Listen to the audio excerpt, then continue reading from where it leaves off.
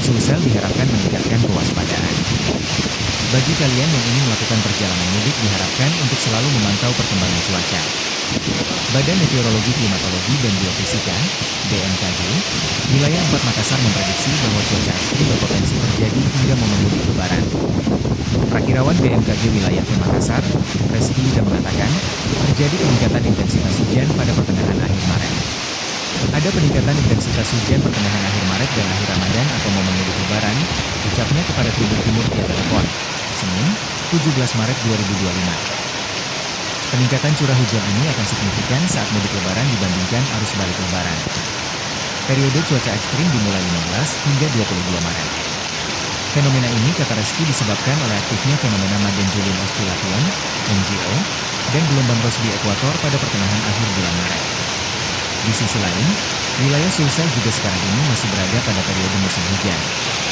Karena itu, kombinasi fenomena ini dapat meningkatkan pertumbuhan awan hujan di Sulsel, khususnya Sulsel bagian barat dan selatan. Adapun Sulsel bagian barat meliputi Kabupaten Pindrang, Parepare Baru, Pangkep, Maros, Makassar, Goa, dan Takalar. Sementara wilayah Sulsel bagian selatan meliputi Kabupaten Jeneponto, Bantaeng, Bulukumba, dan Sinjai. Menghadapi potensi cuaca ekstrim ini, BMKG mengimbau masyarakat untuk waspada terhadap kemungkinan hujan lebat yang disertai kilat atau petir dan angin kencang. Masyarakat diharapkan berhati-hati saat melakukan aktivitas di luar ruangan.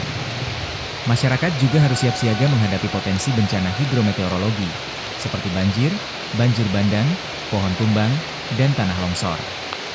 Diharapkan untuk terus memantau informasi cuaca terkini melalui kanal resmi BMKG, tetap tenang dan siaga menghadapi cuaca ekstrim, serta pahami langkah evakuasi jika diperlukan, tutupnya.